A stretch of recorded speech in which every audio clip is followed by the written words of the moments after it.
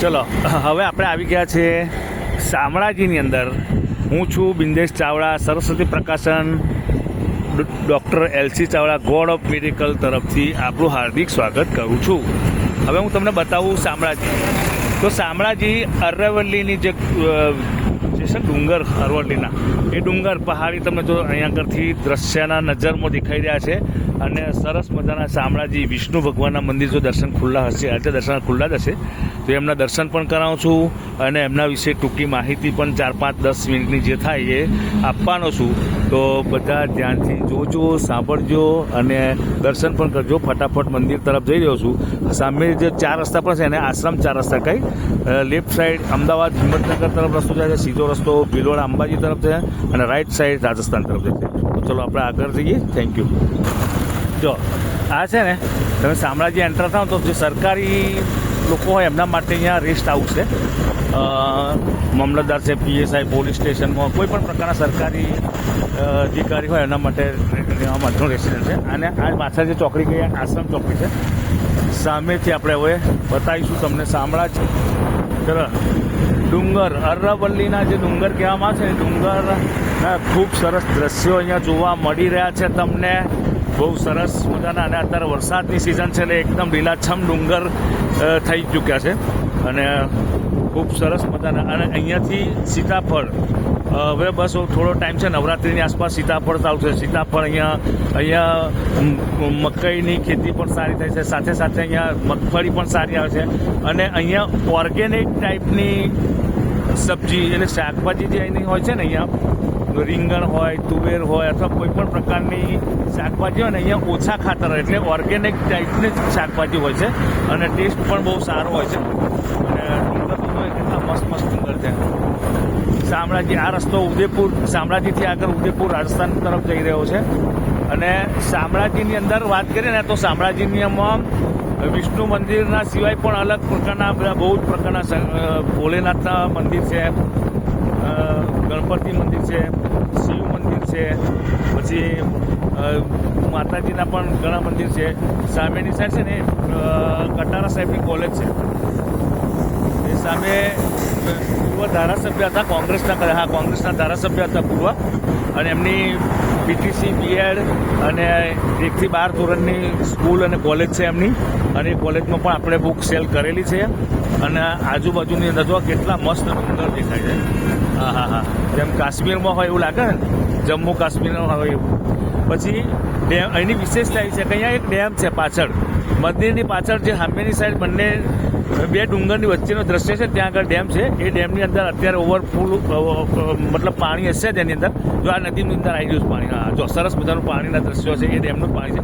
અને અહીંયા આગળ સિસ્ટમ એક એવી છે કે આપણે આખા વર્ષ દરમિયાન આપણે આપણા ઘરમાંથી કોઈ ધામમાં જાય, જો આ સામે છે ને એ ડુંગર અને સામે જે આપણે ડેમ છે ને, વણાકબોરી ડેમ છે, નર્મદા ડેમ છે, એવી રીતે ડેમમાંથી પાણી આવે છે.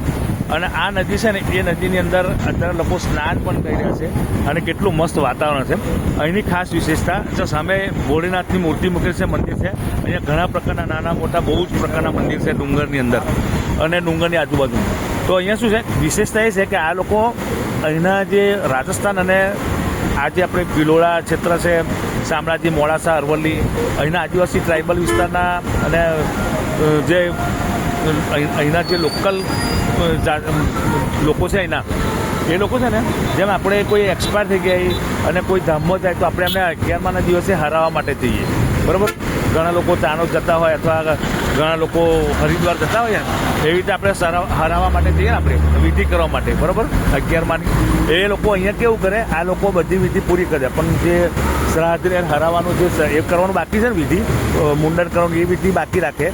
અને એ ક્યારે 11 કારતકની 11ના દિવસથી લઈ અને કારતકની પૂનમ સુધી 5 દિવસનો જે દિવસ મેળો લાગે ને, ત્યારે અહીંયા આ જ નદીની અંદર એ લોકો તરાવતા હોય છે. એટલે વિશેષતા અહીંયા આગળ એટલી છે. હવે ચલો આગળ મંદિર તરફ જઈએ. વિડીયો કરો. જો બધા અહીંયા જે અંબાજી જનારા યાત્રાળુઓ છે ને, અહીંયા દર્શન કરીને હવે અંબાજી તરફ જશે. લગભગ મંદિર બંધ છે, ખબર નહીં, ચાલુ હું અંદર એન્ટર થઉં છું. મંદિર કદાચ વધારે ભીડ હોય તો દર્શન થશે, પણ કદાચ વિડીયો શૂટિંગ ના પણ કરવા દે. અહીંયા માર્કેટ છે, નાનું મોટું માર્કેટની અંદર લોકો બધા ખરીદી રહ્યા છે. અને હવે અંબાજી મંદિરની અંદર મંદિરની અંદર જઈ રહી છે. મંદિર 12:15 ખુલશે એવું કહી દીધું છે.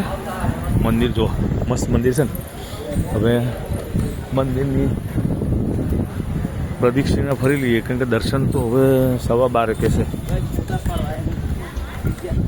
જોઈ લઈએ છે, પણ પ્રદક્ષિણા તો કરીએ.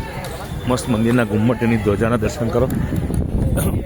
બધા લઈને અહીંયા આવે છે ને, જે અંબાજી જનારા બધા હરિભક્તો અહીંયા આવે, આરામ કરે, દર્શન કરે ભગવાનના.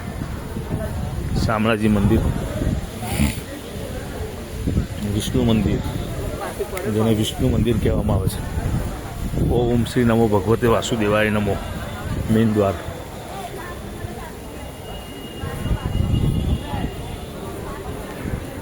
બહારના 2 મંદિર એન્ટર થતા છે ને, તમને બતાવી દઉં. આ ત્રિલોકનાથ વિષ્ણુ મંદિર શામળાજી, આ નાનું મંદિર છે એ બતાવું છું. તો મેઇન દર્શન તો લગભગ બંધ છે અત્યારે, થોડી વાર ખુલશે તો કરી દઈશું. અને એ બંધ છે, આ એ બંધ, બધા મંદિર બંધ જ છે. કેટલા વાગે દર્શન ખુલે દાદા? મંદિર અહીંયા વિષ્ણુ મંદિર થોડા આપણે લેટ પડી ગયા છીએ. મંદિર આ મહાલક્ષ્મી માતાજીનું મંદિર છે. કંઈ નહીં, હવે ખાસ તો અત્યારે દર્શન નહીં થયા, તમને દર્શન નહીં કર્યા, પણ પછી નેક્સ્ટ કોઈ એવો વિડીયો બનાવીશું, એમાં વિષ્ણુજીના દર્શન કરાવી દઈશું. તો જઈને ડુંગર જોઈ લો તમે, હાથીની મસ્ત મૂર્તિ મૂકેલી જ છે. સોરી, 2 પ્રકારની ભોજનશાળા છે અહીંયા. મંદિરની પાછળ છે એક, અને એક બસ સ્ટેન્ડની સામે. મંદિરથી બહાર નીકળે ને તો રોડની સામે, બ્રિજની સામે લક્ષ્મી અન્ન ક્ષેત્ર છે. ત્યાં આગળ જમવાની શુદ્ધ ગુજરાતી જમવાનું તમને ત્યાં મળી જશે. બાકી અહીંયા દેશી આદુની ખેતી પણ સારી થાય છે. અહીંયાથી તમે ઘરે આદુ પણ લઈ જઈ શકો છો. તો દર્શન તો ભગવાનના અત્યારે બંધ છે, થોડી વાર ખુલવા છે, પણ તો લેકિન તો હું આગળ મારે નીકળવું છે, એટલે આટલા દર્શન કર્યા તમે.